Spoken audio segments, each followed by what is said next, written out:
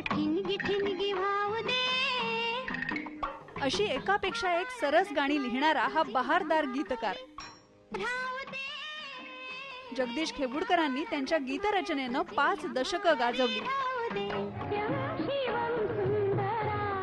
3,500हून अधिक गाणी लिहिण्याचा त्यांचा विक्रम आहे. लावणीपासून अभंगापर्यंत आणि भावगीताच्या गोडव्यापर्यंत त्यांचं प्रत्येक गाणं हा एक वेगळा अनुभव होता.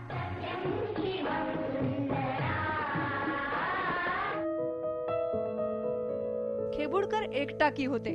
कुठलंही गाणं एकाच वेळेत पूर्ण व्हायचं.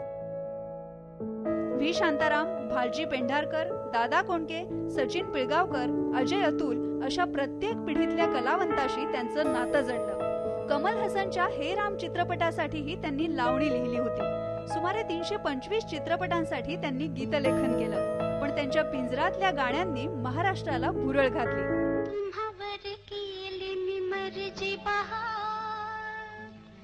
नका सोडून जाऊ रंग महाल, नका सोडून जाऊ रंग महाल.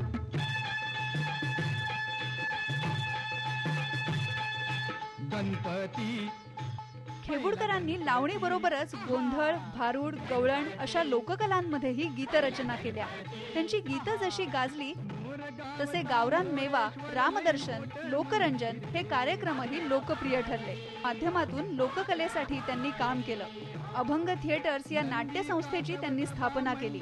त्याच्या माध्यमातून गावरान मेवा या कार्यक्रमाचे 3,000हून जास्त प्रयोग केले. लिखाणाव्यतिरिक्त गायन वादनामध्येही त्यांचा हातखंडा होता.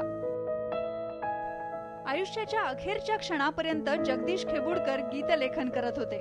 श्रीकृष्ण जन्माष्टमीवर त्यांनी लिहिलेलं 7 कडव्यांचं गीत त्यांचं अखेरचं गीत ठरलं. शृंगाराला खुलवणाऱ्या लावणीपासून ते अंतर्मुख करणाऱ्या भक्तिगीतापर्यंत त्यांनी लिहिलेली गाणी मराठी जनांच्या कायम स्मरणात राहतील. Bureau report, IBN Lokmat.